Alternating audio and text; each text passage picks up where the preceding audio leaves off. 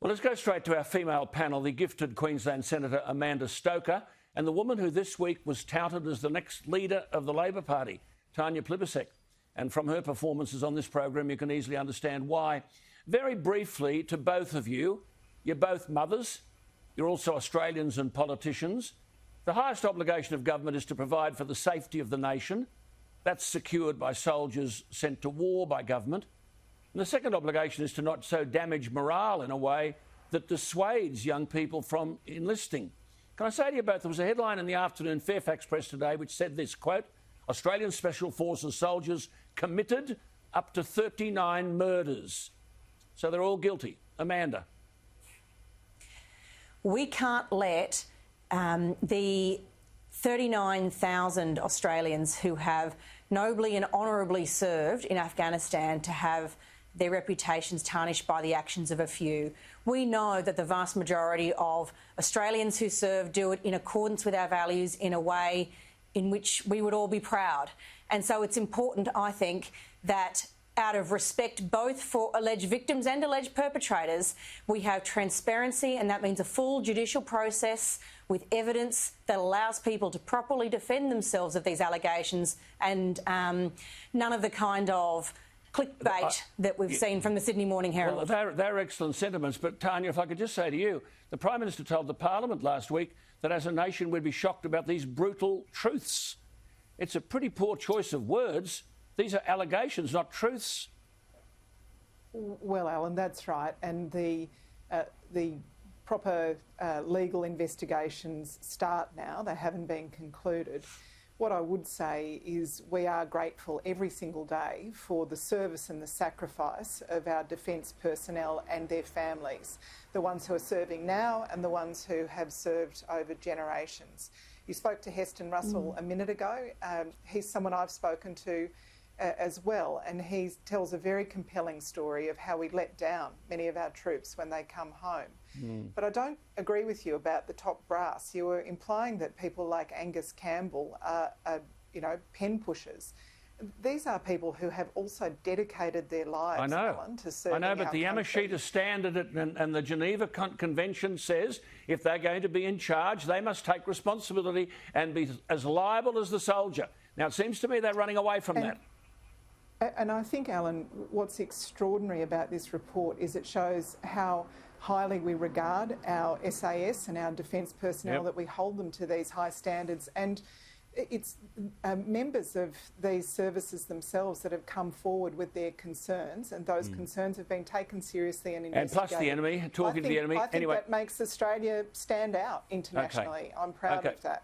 All right, look, let's just move on. And I know you don't want to get both of you as federal politicians into the New South Wales budget, but there is a principle here. So I just want to ask you about state politics. People are writing to me about the sheer stupidity of giving 4 separate $25 vouchers to be given to every adult in New South Wales to be spent on dining, entertainment and recreation, 2 for restaurants and cafes, 2 for cinemas and amusement parks. But to participate, businesses have to be registered as COVID safe, and they can't be spent on alcohol, gambling or cigarettes. Administered by the Service New South Wales app, may only be available on non-busy days like Monday to Thursday. Details are yet to be finalised. And this is described as the cornerstone of the budget, and it's not means tested. $25 every adult in the state? Come on, we're in debt. Amanda. Well, look, it's one of many examples you can see of why it is best to allow Australians to make decisions about what they should do with their money. But quite frankly, in Queensland, we don't even have the benefit of a budget. We're still waiting for one. The only thing we know about spending in Queensland over the last year is that $4.6 million of taxpayer funds has been used to fund the Palaszczuk government's re-election campaign. That's all we know. We need a whole lot more transparency here, at least in New South Wales, to get a budget. All right, Tanya, your thoughts? Well, I've got a lot of restaurants and cafes in my electorate, Alan, and they've been really hard hit. They employ a lot of people, and I'm sure they'll be grateful for any assistance they can get. What I would say is the best way to get people spending and get them confident to spend their own money is to make sure they've got a job and that they're going to have that job next week and next month. We need to be a country that is focused 100% on employment, on building things, on making things, on jobs in caring for people like aged care, early childhood, and making sure that those jobs are secure. Okay. Instead, we've got a federal government that wants to cut wages and make it easier to sack Well, people. on that issue, on that issue, Tanya, I'll just come to you, Amanda. On that issue, therefore, penalty rates. Have you forgotten that you cut penalty rates? Your government.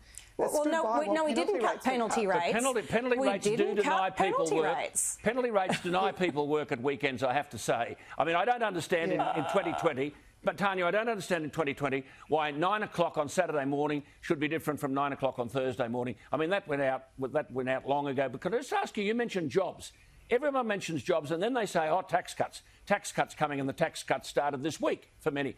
It's no benefit to anyone if they don't have a job, is it? Tax cut.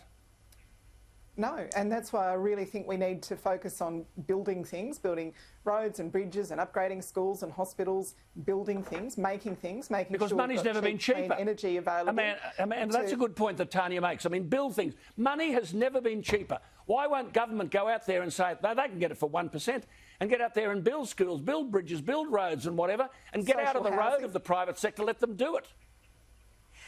So many things I could say here. The first is penalty rates are set by an independent commission, not by government. The second thing we can say is the Morrison government has committed a record amount to nation-building infrastructure programs.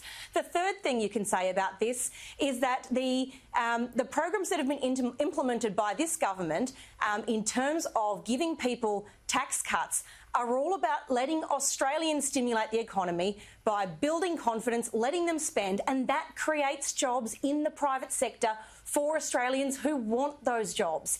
It's a virtuous circle when we allow Australians to make their own decisions how they spend their money.